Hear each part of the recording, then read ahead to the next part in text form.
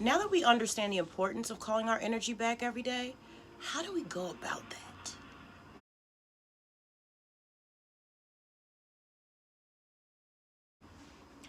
I received a lot of requests off of the last video that I dropped about calling your energy back, asking for specific instructions on how I do that. Well, I got you covered. It's very, very easy. You will be very surprised at how much of an influence these small, easy spiritual practices that you implement into your life can make overnight, literally. Being more centered, being more calm, being more present, being more reasonable. All because you prime yourself for the day by these simple, simple steps. Let's get into it. Before I even wake up in the morning, I set my space in a way where it's high vibrational. I have crystals under my bed. I have rainwater under my bed to help me remember my dreams. So you always want to make sure your space, your home, your body is already primed to be in a positive, receptive, peaceful state. It's morning. I've just opened my eyes. The very first thing I do is say thank you. Here you want to pause. A lot of times, as soon as you wake up, you go to your phone, you respond to your kids, you deal with an animal, you start worrying. The very first thing you need to do when you open up your eyes is to realize that you are awake. Have you ever felt like you're still stuck in your dream? Girl, your energy can get stuck in the astral realm. I used to get stuck in the astral realm all the time, have night terrors, all types of stuff. So the first thing that you want to do is acknowledge that you are awake and give thanks. This automatically connects you with the highest frequency, God, spirit, love. You already tapped into the system. See, when you wake up, you either tap into the fear system or you tap into the love frequency, which is spirit. You need to like check in with nature, be like, I'm here. All right, let's go. You don't want to ignore the universe. This is the universe that you pray to, you ask things from. So it's kind of like, don't you think you want to be connected to it? As soon as you wake up, all right, I'm here. What's up, universe? Grab its hand, let it support you, and then you go through your day. Already supported. You got to tap in. Okay, so we've already awakened. Thank you. Now you're connected. The very next thing I do is say, I call my energy back from all time in all places and all people. That's it. And then I picture where my energy could be. The energy I left in that dream place that I just came from, because my dreams aren't really like dreams. It's like another lifetime. As soon as I go to sleep, it picks up from the last place it left off. It's all the same characters in different bodies, and I have functions. I have purpose. So I low-key never really feel like I get any rest because I work here, then I go to sleep, and I work there. And from what I've been told by elders is that our spirits are so big, they can't be confined to just the body, which is why we have doppelgangers, honey, which is why we are on different timelines. I believe sometimes when you feel spiritually exhausted, this may be why. Your spirit is spread way too thin because, see, we are built like our creator, and the creator is everywhere all the time. We are no different. Our huge soul cannot just stay in our body. Like, our body doesn't have the capacity to hold all of it in there. So our soul is spread out into so many different places, and you need to call it back on home. Call it back on home. And I feel like that's the point that we forget because we really weren't taught about the soul, that we really are light. We think about our bodies. We think about our bodies all the time, but we don't think about the energetic body. What really makes us up, it's light, it's energy. Like, we're not even actually solid. And these are the things that I learned about atoms and cells and DNA and all this kind of stuff. Science, physics, understanding that we are not solid beings. We are not separate. We're all connected, okay? Which is why everything that you do, say, think affects everybody else around you. That's why we had to learn to stop talking about people, because those random pangs of anxiety that you get, somebody is talking about you behind your back. Sure are. And that's not even to mention the people that wish you ill. And that's why you don't need to go at anybody to put a curse on somebody. All you need to do to curse somebody is think of them in a bad way.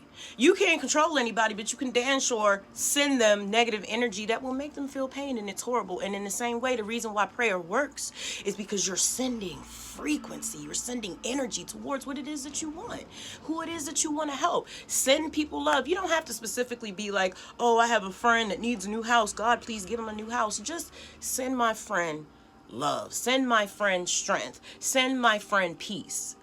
You are so much more powerful than you know, but you forget that you are your soul body on the inside. And that is what vampires feed off of. Okay, vampires are not just something that are in fairy tale books. No, narcissists, it's giving heavy vampire energy because it's parasitic. They're leeching off of your energy. You have to protect that. You feel drained around some people because they are drinking you from the inside out. And this is just a way for us to protect ourselves and empower ourselves. Protection is great, but it's not enough. You have to be empowered. Protection is for when you get attacked, and you will ultimately be attacked. And sometimes people don't even mean to do it. They just want what you have. And so they end up passing on their negativity onto you. And negativity is a disease. It will kill you. Positivity and love is the cure to everything. When you go to the doctors and they don't know what's wrong with you, and you steady losing weight, your hair falling out, changing your diet and surrounding yourself with people that love you will save your life, because man don't have all the answers. You have to go deep within and ask spirit to show you the answer. You are your own answer. So now I've woken up, said thank you. I call my energy back from all places, all time, all people. Then I'll look over and I'll look at the mural on my wall. And then I'll look over at my ancestor wall.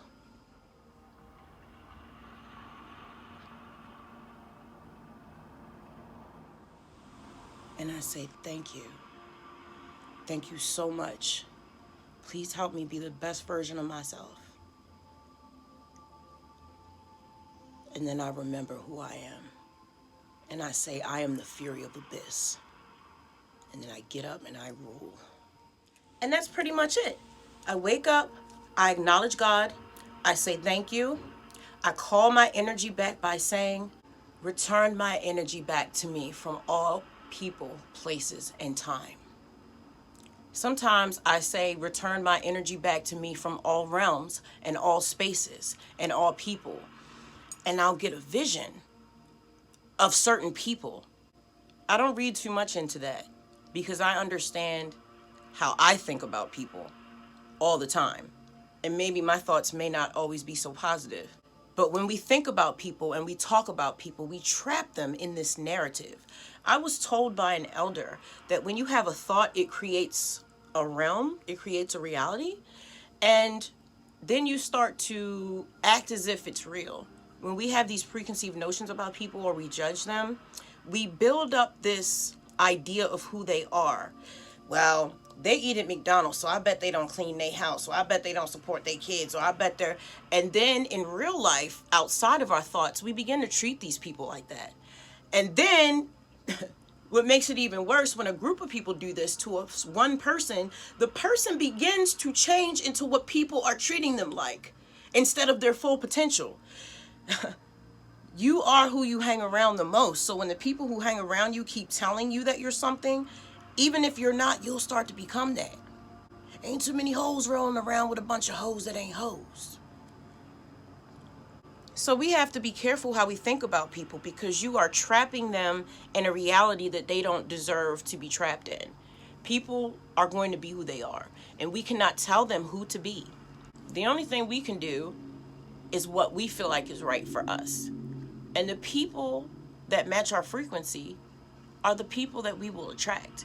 And those are the people that we can build something with. The best thing I can say is to make sure we look at both sides of every coin. Because just like how we're trying to protect ourselves from other people's evil eye and negative thoughts, we also have trapped others in our minds as well. So maybe in exchange, we can release people from ourselves. I never thought of it like that. And I have kids that love to play devil's advocate, so they have trained me to look at two sides of a situation. So just like how we want to call our energy back, while we're doing that, maybe we should release any pent-up energy that we have towards other people. What do you think? Let me know down in the comments. I just want to make sure I answered all of the questions. So what is the process? What does that look like for me? So I definitely went ahead and covered that. Examples and details. One thing that I can say is when I don't prime myself in the way that I shared with you all, I am very irritated throughout the day, extremely triggered all the time. I'm very introverted, even more than usual, and I'm very not productive. But when I take the time to do these spiritual practices in the morning, I'm have a much better day. I end up writing more. I find that I'm more physically active. I listen more than I speak, and I'm very, very calm, even with all my little bipolar triggers. So I must say, when I take the time to implement spiritual practices before I interact with anyone, it changes the whole course of my day. Do you write or do you speak, calling back your energy? So here's my rule of thumb as far as manifestation or speaking. I never write down anything that I don't want to happen. Everything that I have written down in my journals has come to pass. So if you end up writing down something that you don't want to happen, I highly suggest you burn or bury it, but burn it. Burn it. Burning it's not enough. Burn it, okay?